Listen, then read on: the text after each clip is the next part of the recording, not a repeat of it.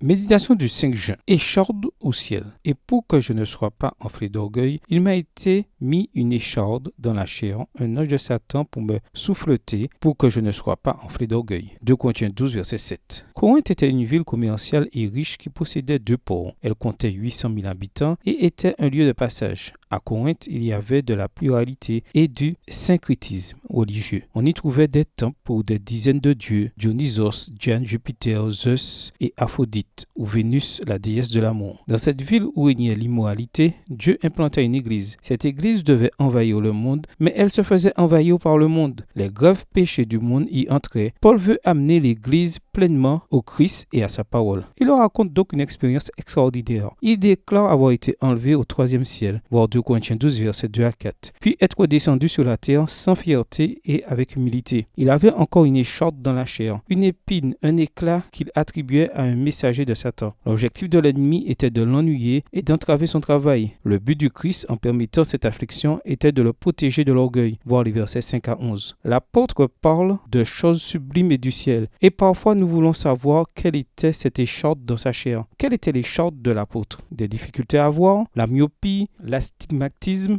quelque chose de plus grave comme un glaucome? Nous ne savons pas exactement. Nous savons qu'il a demandé la guérison, mais que le Seigneur lui a répondu « Ma grâce te suffit » verset 9. Cette épine douloureuse et gênante n'allait pas l'empêcher de prêcher et préparer encore les âmes pour le ciel. Beaucoup passent sur leur propre écharde et se réjouissent de voir celle des autres et de les exposer, même sur les réseaux sociaux. Au lieu d'évangéliser avec le ciel, ils fraternisent avec les épines. Paul réclame un remède, mais Dieu sait que le meilleur remède est de lui laisser cette épine, car cela le rendra plus fort et plus dépendant. Il n'y a pas de place chez Paul pour la critique. Il doit prêcher. Pas de place pour le murmure. Il doit adorer. Le Seigneur ne lui a pas retiré l'écharde, mais il l'a rempli de sa grâce, et c'était plus que suffisant. En 1986, lors d'une tempête, le bateau d'Edward Sheffield coula dans le golfe du Mexique. Edward réussit tout de même à s'accrocher à du matériel de flottaison. 2 jours plus tard, il fut sauvé par les gardes-côtes. Il était calme, allongé sous sa jambe de bois. Ayant perdu sa jambe dans un accident de voiture quelques années auparavant, il avait toujours qualifié cette jambe artificielle de malheur, mais elle était devenue